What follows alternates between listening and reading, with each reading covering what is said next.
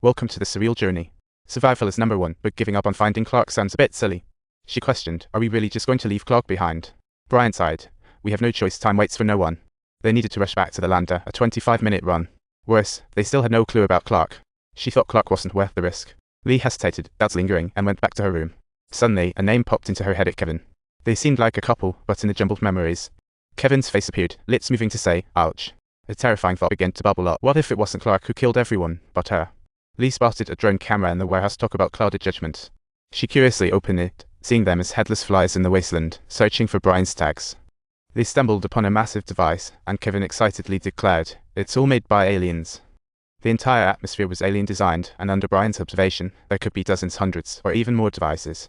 Davis tossed a stone in to measure the depth, but it shot up glowing green yeggs.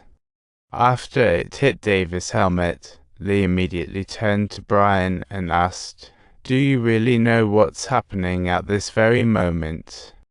Brian attempted to explain they vanished on a mission. The whole site was like a ghost town. Lee's voice shook with anger. Brian, you clearly know why they went out. How could you forget Kevin's name mentioned in the video so easily? Confused, she circled, trying to piece together what happened to Kevin, Clark, Addick, Davis.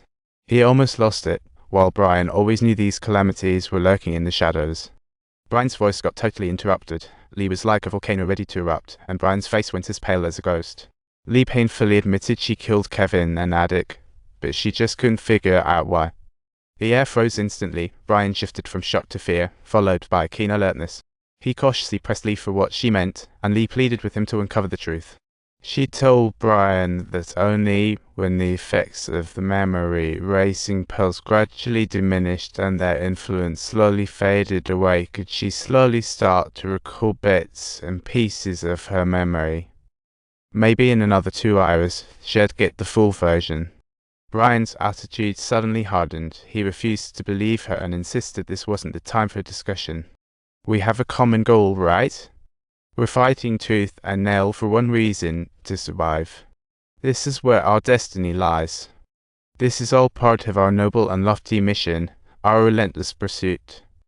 On this vast expanse of land, our very existence stands as the most compelling proof. Our demands are simple, just follow the orders.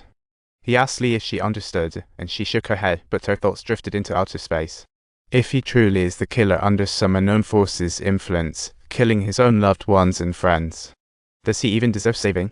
And more importantly, if they get back to Earth, will this infection follow him, posing a threat to all humanity? As she prepared to leave, Lee was in her pod organizing her gear, like the lead in some grand performance. Brian reminded her that there were 2 hours and 39 minutes until launch and the lander was just a few kilometers away. Before he left, he asked Lee, ready to dance? She replied, absolutely. Moments ago, she stuck a patch saying its effects were wearing off, and Brian added another one. The moment she went down, Lee felt dizzy. More pieces of memory flooded her consciousness, and she saw Addick attacking her in a frenzy. She fought back with scissors. When she came around, she quickly told Brian the shocking truth. It wasn't Clark who went mad, it was all of them who got infected. But then she unexpectedly caught sight of Clark, which made Lee's heart tighten. She didn't dare to think further and hurriedly turned around to flee through the docks as soon as possible.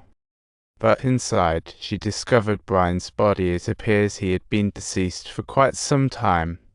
Clark also caught up with her. Lee quickly tackled him, and all the fire systems roared to life.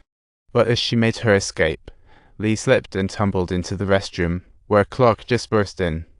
She was firmly pinned against the icy cold wall, and after successfully taking out Clark, she rushed to the medical pod, activated the automatic systems, and the result showed Clark was infected. She couldn't believe it. Still attempting to grasp what was occurring, the system promptly alerted Lee that the docking window had opened, making her realize immediate action was needed, and she hurried towards the lander. Once inside, Lee immediately noticed blood in some mysterious liquid, realizing something was terribly wrong. However, the lander was severely damaged and couldn't launch. The window of opportunity had closed. After agonizing over the situation, Lee returned to the base, ready to scan Brian's body, only to find he died of a sudden illness, time of death, 51 hours ago, and still uninfected. Just then, the system alerted her to an unusual life sign. Lee carefully went to check it out. She once again cast her eyes upon the completely unharmed Brian. She realized he could be the source of infection, but Brian said he was just a part of Lee. Could he be her shadow? Thanks for watching. Don't forget to subscribe to our channel for more thrilling adventures in surreal journeys.